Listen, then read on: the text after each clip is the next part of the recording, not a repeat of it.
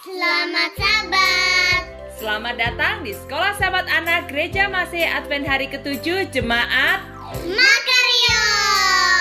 Like a smile, let it storm. Smile, let it storm. Smile, let it storm. With Christ in my face, like a smile, let it storm. As we are sailing home. Selamat Sabat, selamat datang di Sekolah Sahabat Anak Gereja Makarios. Apa kabar anak-anak?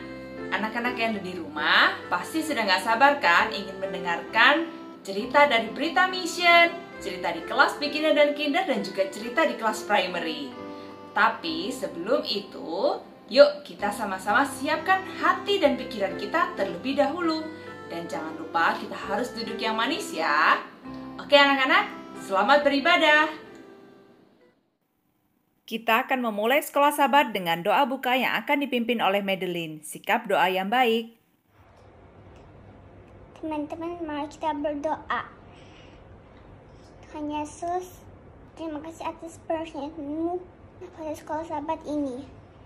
Semoga Tuhan bersama kami selama sekolah sahabat ini. Buka hati dan pikiran kami supaya dapat hati firman-Mu. Kami serahkan semua dalam tangan-Mu. Dalam nama Tuhan Yesus kami berdoa, amin. Berita Mission akan dibawakan oleh Aunty Christine. Halo adik-adik, selamat sahabat, ketemu lagi dengan Aunty Christine. Aunty Christine hari ini mau cerita mission ya. Cerita mission kita itu dari Rusia. Nah, jauh ya. Nah, cerita mission hari ini teman kita ini namanya Nastia.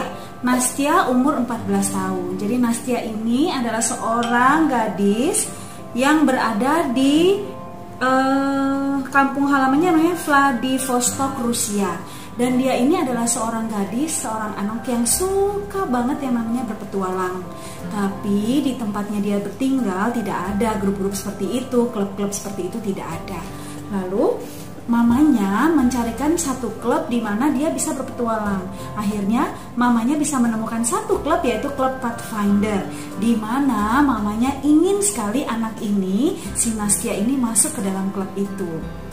Lalu kemudian waktu perkemahan hari Sabat, waktu ada perkemahan, akhirnya si Nastia ikut. Oh, dia happy sekali, dia senang ikut perkemahan. Nah, pada hari terakhir perkemahan, Nastia ini melihat seorang perempuan dibaptis. Terus dia bingung, dibaptis. Terus dia liatin aja kan, kenapa dia nggak bisa dibaptis, ya kan? Kenapa dia nggak bisa dibaptis? Kenapa sih aku kok nggak bisa dibaptis? Nah, lalu ada seorang pastor yang berdiri di dekat Nastia. Dia nanya, dari mana kamu? Dia nanya, lalu si Nastia bilang, saya dari Vladivostok, katanya gitu. Ya.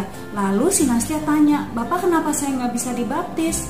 Lalu Bapak ini, konselor dari camping Pathfinder ini bilang sama Nastia, kalau misalnya kamu ingin dibaptis, kamu tidak bisa hanya ingin dibaptis, tapi kamu harus belajar firman Allah, belajar mengenal Allah, dan baru kamu bisa dibaptis. Wah, akhirnya si Nastia ini, oh begitu ya, dia berpikir. Lalu dia pulang ke rumahnya, ya. Dia pulang ke rumahnya, dan pada akhirnya dia bilang sama orang tuanya.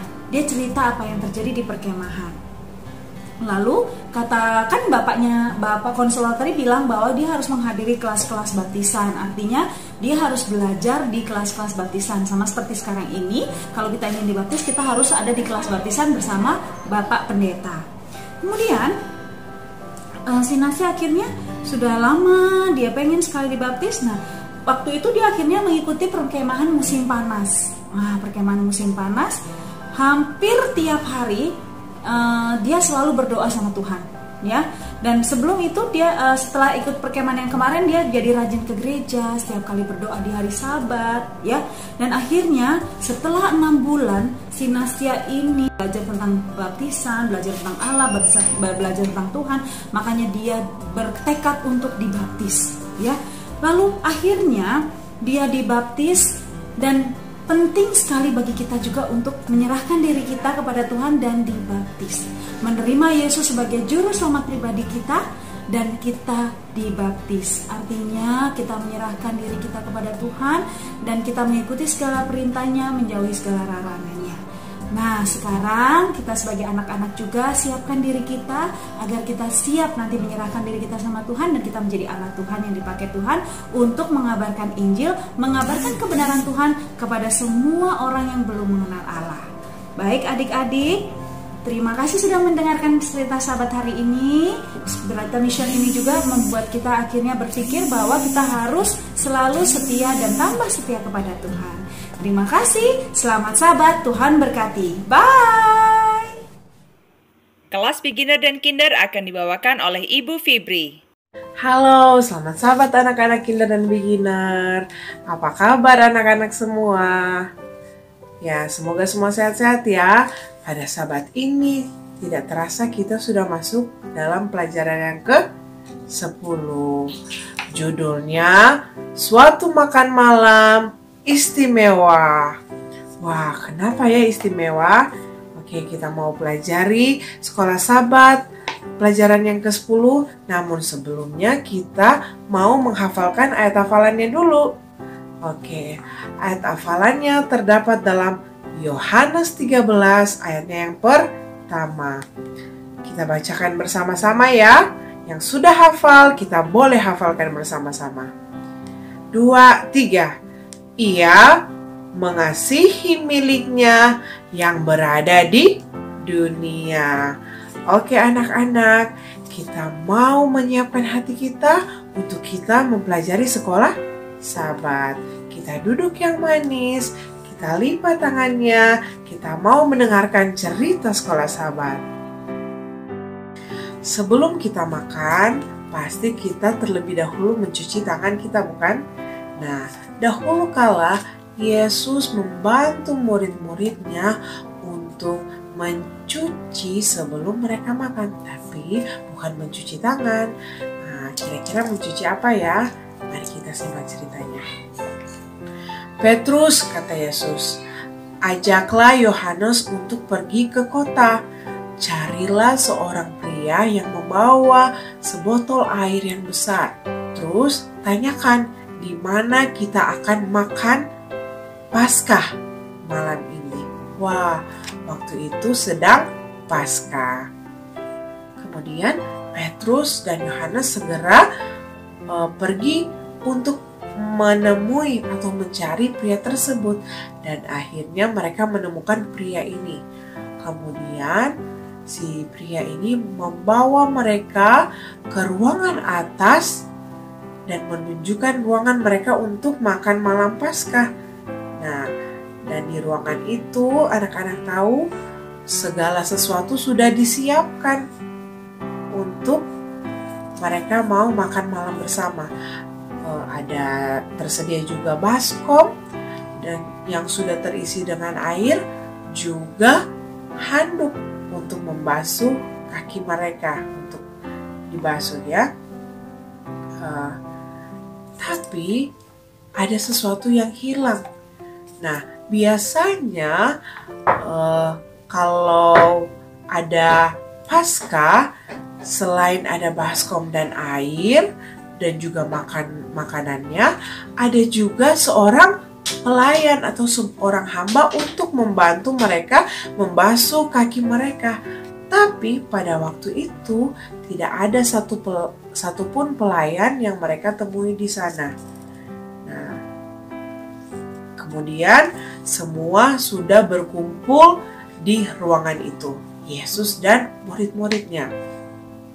Ketika Yesus dan murid-muridnya sudah duduk di meja, Petrus memutuskan untuk tidak memberitahukan kepada Yesus bahwa tidak ada pelayan untuk membasuh kaki mereka. Dan ternyata murid-murid yang lain juga hanya diam. Mereka tidak mau memberitahukan Yesus bahwa tidak ada hamba yang akan melayani mereka untuk membasuh kaki mereka. Kenapa harus dibasuh ya? Karena jalanan berdebu, cuaca yang panas, sehingga kaki mereka kotor, sudah capek, jadi harus dibasuh. Tapi tidak ada pelayan yang dapat membantu untuk membasuh. Dan semua tidak mau berinisiatif untuk melakukan pekerjaan itu. Tiba-tiba Yesus dia mengambil baskom yang berisi air itu dan dia mulai melayani murid-muridnya satu persatu.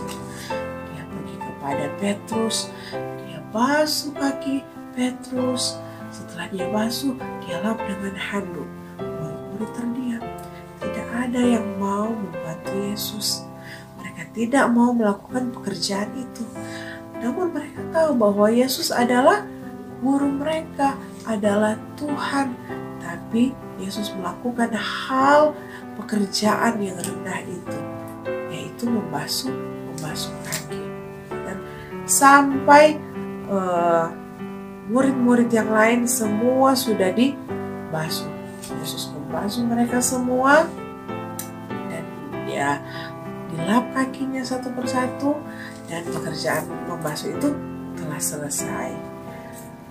Dan akhirnya semua murid-murid ini mereka menjadi malu dan mereka hanya terdiam.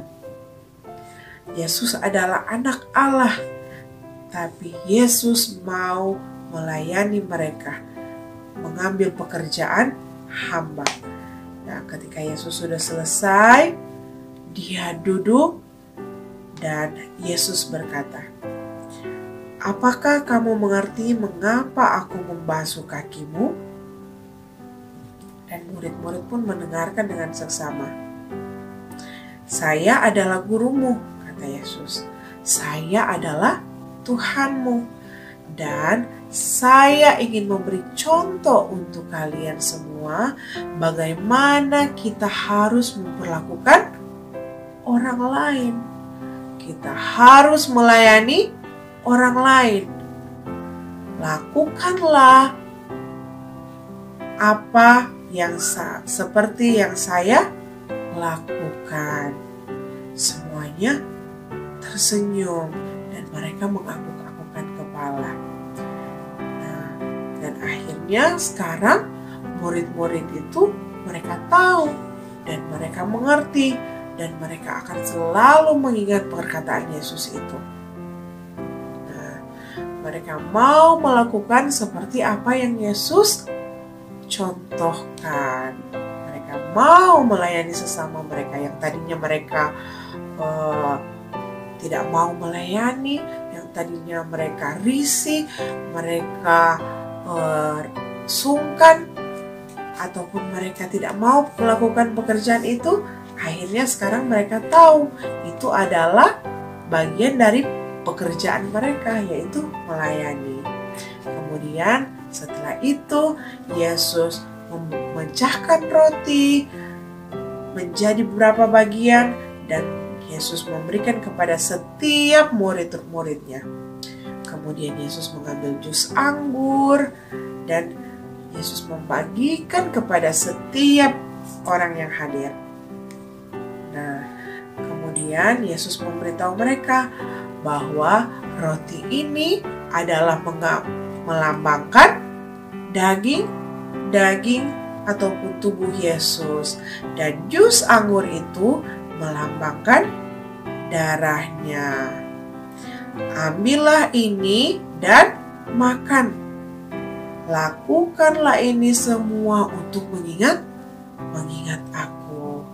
Nah, sekarang ketika anak-anak melihat di gereja orang tua saling membasuh kaki, makan roti, minum anggur.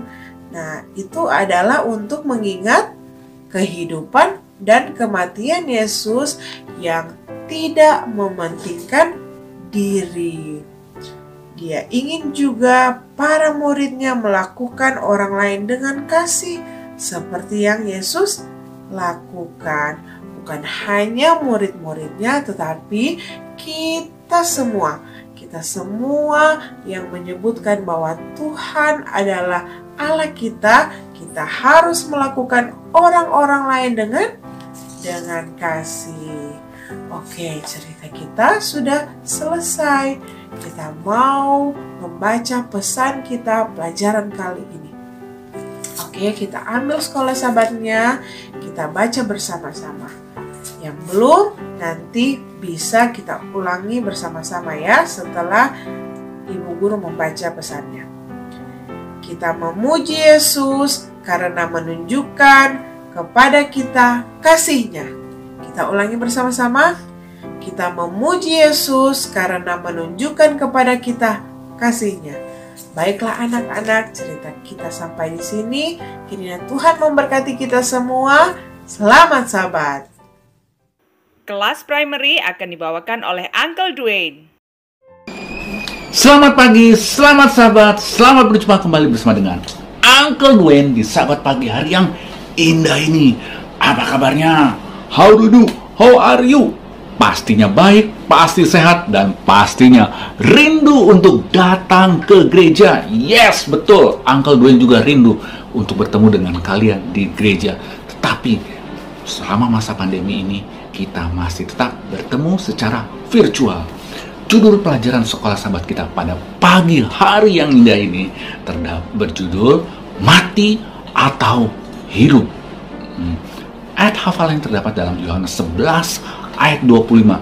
Yuk kita sebutkan bersama-sama hitungan ketiga ya adik-adik. 1, 2, dan 3.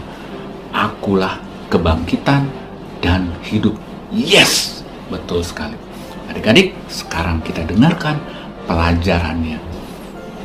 Pernahkah adik-adik sakit? Atau mungkin saudara adik pernah sakit? Atau mungkin orang tua pernah sakit? Ya, Uncle Dwayne juga pernah sakit. Pernahkah kalian melihat bahwa ada saudara atau mungkin sahabat atau teman yang meninggal dan kita merasa sedih, dan kalau bisa teman itu tidak meninggal? Yes, betul. Pasti kita pernah merasakan, atau kalau belum mungkin pernah diceritakan. Suatu ketika ada seorang bernama Yairus. Yairus itu adalah salah satu orang yang percaya. Dia melihat anaknya sedang sakit. Anaknya itu berusia 12 tahun, tapi anaknya terbaring sakit, tidak bisa berdaya apa-apa. Lalu dia berkata kepada anaknya, "Nak, apakah kamu sembuh? Apa kamu masih sehat?" Tapi anak ini terus menggigil, kedinginan, tapi diraba sangat panas. Lalu Yairus mendengar bahwa Yesus ada di Galilea, lalu dia mengambil keputusan untuk pergi bertemu dengan Yesus. Lalu pergilah Yairus, orang yang percaya ini, untuk menemui Yesus. Pada waktu dia pergi, dia melihat begitu banyak orang di jalan, begitu banyak orang yang berdesak-desakan, sehingga akhirnya Yairus bertekad, aku harus bertemu dengan Tuhan Yesus. Dia mulai berjalan, dorong kiri, dorong kanan. Akhirnya setelah lewat berdesakan, dia bertemu dengan Yesus. Lalu dia berteriak, "Tuhan, anakku sedang sakit, sembuhkan dia. Sembuhkan anakku Tuhan," kata Yairus. Lalu Tuhan Yesus seperti biasa, Tuhan Yesus dengan belas kasih dia, "Iya Yairus, aku akan ke rumahmu dan aku akan menyembuhkan anakmu." Hati Yairus sangat gembira sekali. Dalam perjalanan, karena begitu banyak orang, jadi Tuhan Yesus itu susah bergerak. Kenapa? Karena banyak sekali, ratusan orang mengerumuni Tuhan Yesus, ingin menjamah, ingin berkata, ingin mendengarkan nasihatnya. Pada waktu Yesus sedang berjalan, dia merasa bahwa ada orang yang menjamah jubahnya. Lalu dia berkata kepada Petrus, "Siapa yang menjamah jubahku?" Lalu Petrus berkata, "Tuhan, begitu banyak orang di sini, mana tahu saya siapa yang menjamah jubahmu itu?" Tapi Petrus tidak mengerti, karena Tuhan tahu ada orang yang percaya menjamah jubahnya untuk sembuh. Lalu Tuhan Yesus berpaling, dia melihat ada seorang wanita, ya, dengan ketakutan dia berkata, "Aku yang memegang jubahmu Tuhan, maafkan aku." Tuhan Yesus berkata dengan kasih, "Anakku, engkau telah disembuhkan." Dengan menjamah Tuhan Yesus, Karena perempuan ini percaya dia sembuh, dia hanya ingin menjamah jubah Tuhan Yesus. Dan Tuhan Yesus mengerti iman dari perempuan ini. Wanita ini akhirnya sembuh. Akhirnya Yesus pun bersama Yairus melanjutkan perjalanan. Pada saat mau mendekati rumah Yairus, tiba-tiba datanglah pegawai dari Yairus itu dan berteriak, "Yairus tuanku, Yairus tuanku, anakmu sudah mati, anakmu sudah mati." Lalu Yairus menangis dengan sangat karena dia sangat cinta kepada anaknya. Dia berkata dalam hatinya, "Aduh, seandainya saja Tuhan Yesus lebih cepat datang, tentunya anakku ini akan apa? Selamat." Tuhan Yesus memandang dengan kasih kepada Yairus. Lalu dia berkata, "Yairus, anakmu tidak mati, anakmu itu cuma tidur." Tapi Yairus sedih sekali, ya. Lalu dia memanggil 3 muridnya untuk bersama-sama dengan Yesus naik ke atas bersama-sama. Dia panggil salah satunya Petrus, Yohanes. Dia panggil ketiga muridnya ini. Lalu mereka melihat bersama-sama dengan Tuhan Yesus naik ke atas.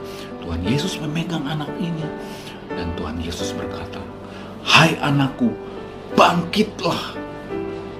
Pada waktu Yesus mengatakan demikian, lalu anak ini bangun dari kematiannya, seolah tidak tahu apa-apa. Lalu Tuhan Yesus berkata, "Yairus, kasih makan anakmu karena anakmu lapar." Yairus sangat gembira sekali. "Terima kasih Tuhan Yesus, anakku sudah bangkit."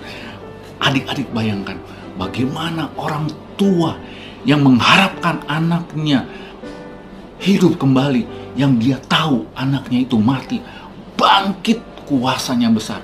Haleluya, puji Tuhan adik-adik semua, bahwa Tuhan Yesus membangkitkan orang yang mati. Demikian pula kita adik-adik sekalian tidak perlu takut akan kematian. Kenapa Uncle Dwayne berkata demikian? Karena sesuai dengan ayat Alkitab kita, ya Yohanes 11 ayat 20 katakan, "Akulah kebangkitan yang hidup."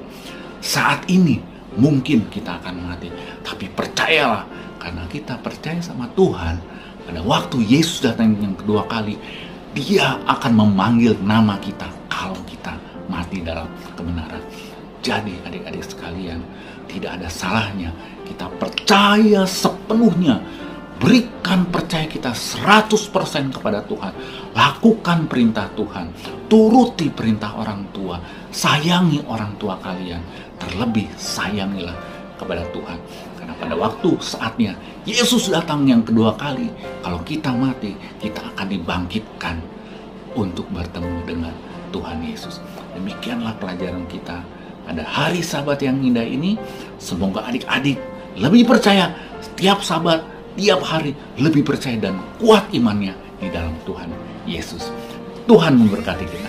Sampai jumpa kembali Sabat yang akan datang. Tuhan Yesus memberkati. Dadah!